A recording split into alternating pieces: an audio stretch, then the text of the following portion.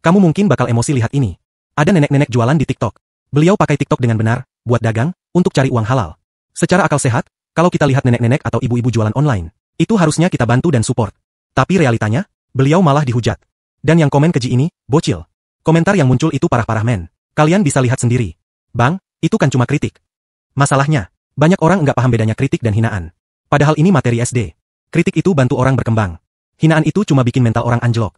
Contoh kritik. Fontnya bagus sih, tapi audionya mungkin bisa diperjelas. Contoh hinaan. Suara kamu jelek banget. Mending stop aja deh. Bedanya jelas. Kritik itu fokus ke karya. Hinaan itu nyerang orangnya langsung. Sekarang buat orang yang suka ngeles.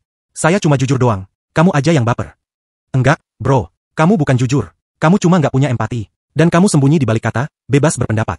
Kalau kamu niatnya kritik, ya harus bisa jelasin. Apa yang kurang? Kenapa itu kurang? Gimana cara memperbaiki? Kalau nggak bisa dan cuma ngerocos. Jelek. Ceringe. Norak. Enggak banget. Itu bukan kritik. Kenapa bocil makin parah di internet? Karena ada yang namanya online disinhibition effect. Orang merasa aman saat online. Karena nggak kelihatan dan sulit dihukum. Jadinya berani ngomong jahat. Seolah-olah itu keren. Apalagi, banyak oknum bocil sekarang yang setengah-setengah. Mereka pikir komentar kasar itu, Sigma. Alpha Male. Atau apalah-apalah. Padahal aslinya, enggak baik itu, dan nanti, saat mereka dewasa, lihat perilaku masa lalunya, mereka bakal mikir. Tuh, kok saya separah itu ya? Ya, anak kecil harus dapat edukasi digital sebelum dikasih medsos. Media sosial itu ruang publik. Tanpa arahan, anak bisa hina orang tanpa sadar. Ikut-ikutan tren rusak. Dan mikir itu lucu. Orang tua juga wajib dampingi anaknya. Ngajarin etika digital. Sekarang itu kayak ngajarin sopan santun. Ini udah era modern, bukan zaman megalitikum lagi.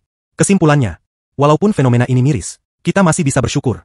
Karena masih banyak netizen yang waras. Yang bela si nenek, bantu viralin dagangannya. Ini bukti, empati masih ada. Dan buat beliau, semangat terus, Nek. Ini kita bantu promosiin dagangannya secara gratis. Menurut kalian gimana? Yuk, kita diskusi di kolom komentar. Sekian.